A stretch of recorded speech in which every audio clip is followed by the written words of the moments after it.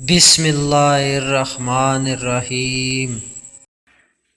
اللہ کے نام سے شروع جو بڑا مہربان نہایت رحم کرنے والا ہے۔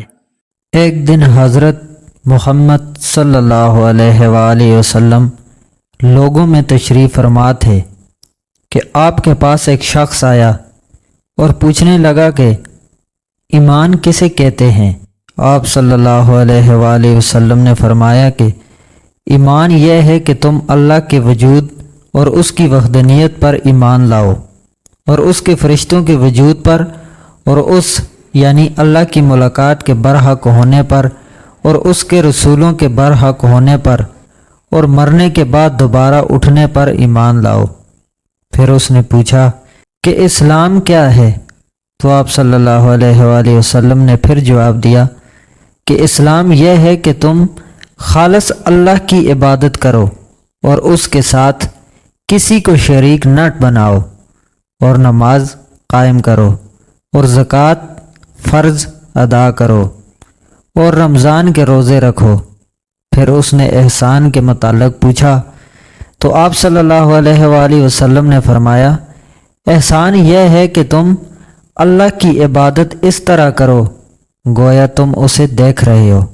اگر یہ درجہ نہ حاصل ہو تو پھر یہ تو سمجھو کہ وہ تم کو دیکھ رہا ہے۔ پھر اس نے پوچھا کہ قیامت کب آئے گی؟ تو آپ صلی اللہ علیہ وآلہ وسلم نے فرمایا کہ اس کے بارے میں جواب دینے والا پوچھنے والے سے کچھ زیادہ نہیں جانتا، البتہ میں تمہیں اس کی نشانیاں بتا سکتا ہوں۔ وہ یہ ہیں کہ جب لونڈی اپنے آقا کو جنے گی، اور جب سیاہ اونٹوں کے چرانے والے یعنی دیہاتی لوگ ترقی کرتے کرتے مکانات کی تعمیر میں ایک دوسرے سے بازی لے جانے کی کوشش کریں گے۔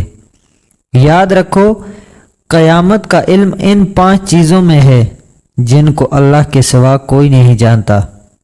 پھر آپ صلی اللہ علیہ وآلہ وسلم نے آیت پڑھی کہ اللہ ہی کو قیامت کا علم ہے کہ وہ کب ہوگی۔ پھر وہ پوچھنے والا پیٹھ پھیر کر جانے لگا تو آپ صلی اللہ علیہ وآلہ وسلم نے فرمایا کہ اسے واپس بلا کر لاؤ۔